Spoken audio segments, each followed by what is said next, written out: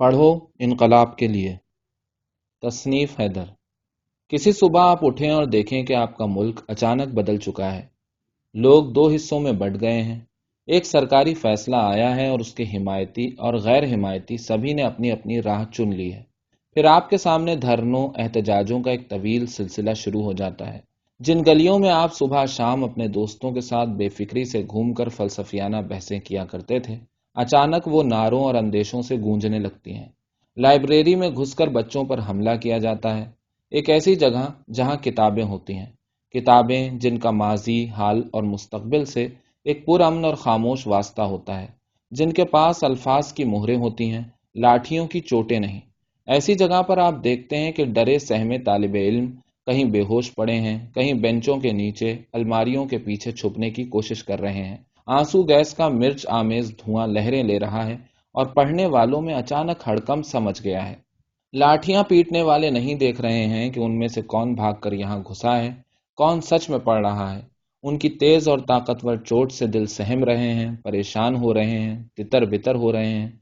फिर आप एक दूसरा मंजर देखते हैं सोशल मीडिया पर, जहां इन लाठियों के अनगिनत हिमायती आपको मिल जाते हैं, जहां कहा जाता है कि पुलिस पर पत्थर फेंक कर तुम बच नहीं सकते, चाहे लाइब्रेरी में घुसो चाहे कहीं और। मगर ऐसा कहते वक्त कोई भी नहीं सोचता कि उसके अल्फाज ताकत के साथ जाकर खड़े हो गए हैं, एक ऐसी अंधी लाठी के साथ जिसको जर्ब लगाते वक्त हरगिज ये ख्याल नहीं आएगा कि वो किस पर बरस रही है, उसकी चोट सहने वाला कोई पत्थर उछालने वाला था भी या नहीं। इन लाठियों की हिमायत दरअसल उस ताकत की हिमायत है जो कल को आपके घरों में घुसकर आप ही के हिफाजत के नाम पर आपको भी कूट और कुचल सकती है। किसी भी फैसले को अच्छा या बुरा मानना हम सब का जमहूरी हक है। जितना हक मुझे सीएए यानी शहरियत तरमीमी कानून के खिलाफ बोलने का है, उतना ही हक किसी दूसरे शख्स को उसकी हिमायत में खड़े होने का है। मगर इस मामले को पूरी तरह से समझना भी जरूरी है। मैं मानता हूं कि भीड़ समझती नहीं है, बस एक जुमला सुनती है। एक भीड़ कहती है कि तुम्हें मुल्क से निकाला जा रहा है, दूसरी भीड़ कहती है कि सरकार जो कुछ भी कर रही है सही कर रही है। ये दोनों तरह की भीड़ एक भरम, एक वहम का शिकार जरूर है, मगर ये अपना अपना बयान तय कर रही है। सवाल यह है कि आप क्या कर रहे हैं। क्या किसी को आपने समझाने की कोशिश की है कि इस पूरे मामले को गहराई से समझकर, जानकर वो अपनी जानिबदारी तय कर सके। कानून तो बन चुका है, फिर भी इस मसले को ठीक से समझने की कोशिश कर लेते हैं। इसकी इब्तिदा सरकार में बैठे हुए कुछ जिम्मेदार लोगों के गैर जिम्मेदाराना बयान से होती है। दरअसल वो खुद भी नहीं तय कर पा रहे हैं कि कब क्या और कैसे कहना है। उन्हें जब जो ठीक लगता है वो कह देते हैं। मगर मसला यह है कि ये वीडियो रिकॉर्डिंग्स का दौर है। छोटी से छोटी बात रिकॉर्ड हो जाती है और लोग उसे महफूज भी रखते हैं और वक्त ज़रूरत सोशल मीडिया पर शेयर भी कर देते हैं। इस तरह एक अहम सरकारी नुमाइंदे की तरफ से बार बार ये कहा जाना कि सीएबी और एनआरसी दरअसल आसाम में एक तरफ हिंदू, बौद्ध, जैन, ईसाई और सिख वगैरह को शहरियत देने और घुसपैठियों को बाहर निकालने की तरफ पहला कदम है, तो सवाल उठता है कि अब कौन बच गया है।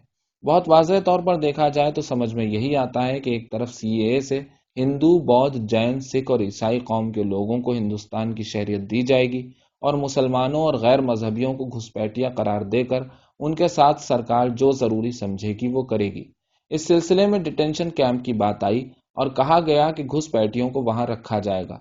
हालांकि सरकार अब इससे इनकार कर रही है, मगर आसाम में इसकी मुखालफत इस बुनियाद पर की गई कि इतना सरकारी और अवामी पैसा खर्च होने के बाद एनआरसी का जो मेकानिकी अमल पूरा हुआ है और उसमें करीब 19 लाख लोग जो घुसपैठिए के तौर पर शनाख्त किए गए हैं, ये बहस अलग है कि यह अमल कितना दुरुस्त या गलत है। अब उनमें से करीब 14 लाख को फिर शहरियत दे दी जाए, तो अगर 5 लाख के लिए ही ये सारी दर्द-सरी मोल लेनी थी, तो सरकार को इसके लिए पहले ही कुछ बंदोबस्त कर लेना चाहिए था। पार्लियामेंट में शहरियत तरमीमी कानून यानी सिटीजनशिप अमेंडमेंट बिल के पास होने के बाद जो हंगामा आप देख रहे हैं, वो दरअसल इसलिए है क्योंकि सरकार का कहना है कि नेशनल रजिस्टर ऑफ सिटीजन्स उसके बाद का मरहला है और उसे आसाम में भी दोहराया जाएगा। अभी तक लोग मुतमईन थे कि उन्होंने वोट दिया है, पासपोर्ट बनवाया है, यहाँ से उनकी स्कूलिंग हुई है, उनके पास बर्थ सर्टिफिकेट है, इसलिए वो इस मुल्क के शहरी कहलाए जा सकते हैं। मगर फिर एक सरकारी नुमाइंदे की वीडियो क्लिप गर्दिश करती है जिसमें वो कह रहे हैं कि आधार कार्ड, वोटर आईडी या पासपोर्ट वगैरह से शहरियत का फैसला नहीं हो सकता। दूसरी तरफ कहा जा रहा है कि हिंदू, जैन, बौद्ध, ईसाई या सिख लोगों को डरने की जरूरत नहीं है, क्योंकि अगर वो अपनी शहरियत नहीं साबित कर पाए تو انہیں دوبارہ CAA کے ذریعے اس ملک کی شہریت مل جائے گی۔ اچھا، اب اس پورے معاملے کو کچھ پوائنٹس کے ذریعے سمجھ لیتے ہیں۔ CAA یعنی شہریت ترمیمی بل کیا کہتا ہے؟ کوئی بھی ہندو، بودھ، جین، سکھ، عیسائی جسے پاکستان، بنگلہ دیش یا افغانستان سے اس بنیاد پر ہندوستان آنا پڑا ہے کہ اس پر وہاں اس کے دھرم کی وجہ سے ظلم ہوتے تھے اور اس نے کم از کم اس ملک میں 5 سال گزارے ہوں، تو اسے اس ملک کی شہریت دی جا سکے گی۔ اس سے کوئی کاغذ، کوئی دستاویز وغیرہ طلب نہیں کیے جائیں گے۔ یعنی کوئی کاغذ ہے تب بھی ٹھیک ہے، نہیں ہے تو بھی کوئی مسئلہ نہیں۔ NRC کب تک آئے گا؟ اس بارے میں ابھی کچھ کہا نہیں گیا ہے، مگر پارلیمنٹ میں اور اس کے باہر ایک اہم سرکاری نمائندے کی طرف سے یا تو کہا گیا ہے کہ NRC ضرور آنے والا ہے یا 2024 سے پہلے آنے والا ہے۔ CAA پر کیا اعتراضات ہیں؟ شہریت ترمیمی قانون یا CAA پر پہلا اعتراض یہ ہے کہ یہ قانون ہندوستان کے سیکولر آئین اور مزاج دونوں کے خلاف ہے۔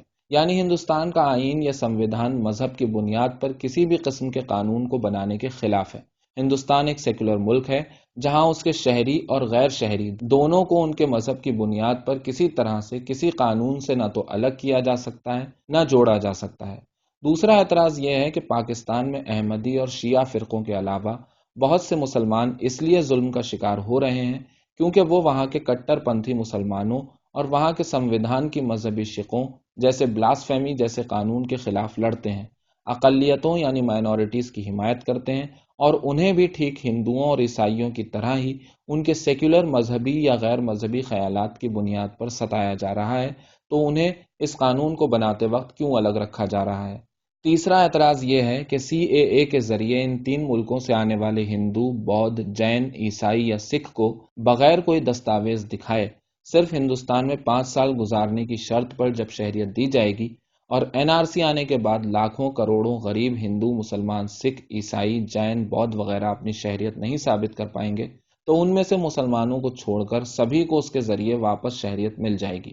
انہیں کوئی ثبوت دینے کی ضرورت نہیں ہوگی، بس اتنا کہنا کافی ہوگا کہ ہم ان 3 ملکوں میں سے کہیں سے آئے ہیں، ہم پر دھرم کے آدھار پر ظلم ہوا ہے اور ہم 5 سال سے زیادہ اس ملک میں رہے ہیں۔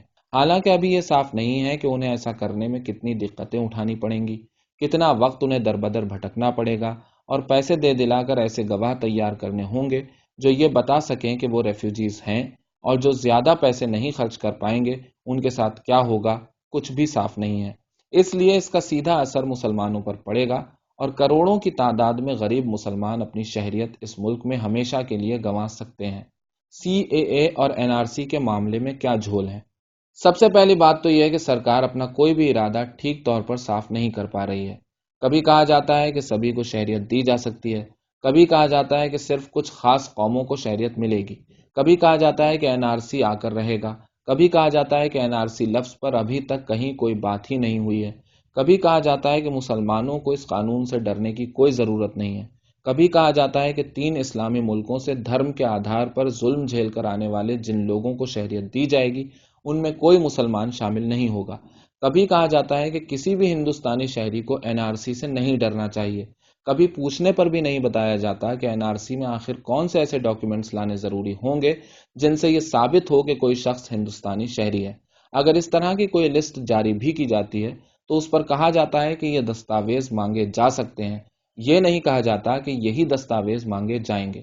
ان پروٹیسٹ یا احتجاجوں کو روکنے یا ختم کرنے کے لیے سرکار کو کیا کرنا چاہیے؟ ایک سیکولر ملک میں رہنے والے شہری کے طور پر مجھے لگتا ہے کہ بھارت کی حکومت کو سب سے پہلے یہ شہریت ترمیمی قانون یعنی CAA میں خاص قوموں کے نام لینے کے بجائے وہاں پرسیکیوٹڈ مائنورٹیز لکھوا دینا چاہیے۔ اس سے لوگوں میں اعتماد پیدا ہوگا، اس کے بعد حکومت جسے چاہے شہریت دے۔ ہندوستان میں کسی ریفیوجی کی جو مدت گزارنے کی شرط لگانا چاہے لگا دے۔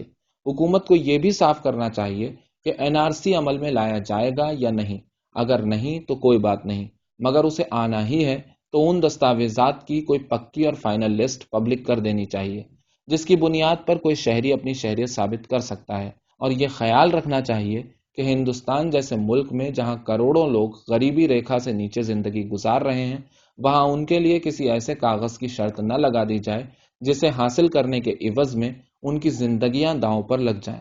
NRC کا عمل پورا ہونے کے بعد اگر کوئی شہری اپنی شہریت ثابت نہیں کر سکتا ہے تو اسے کتنے برسوں تک شہریت ثابت کرنے کی مہلت دی جائے گی، اس کو بھی واضح کر دینا چاہیے۔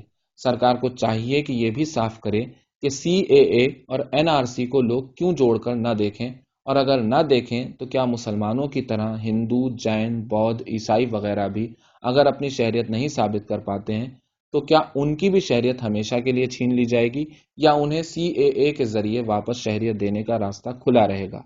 آگے کی باتیں اگلی قسط میں کی جائیں گی۔ شکریہ۔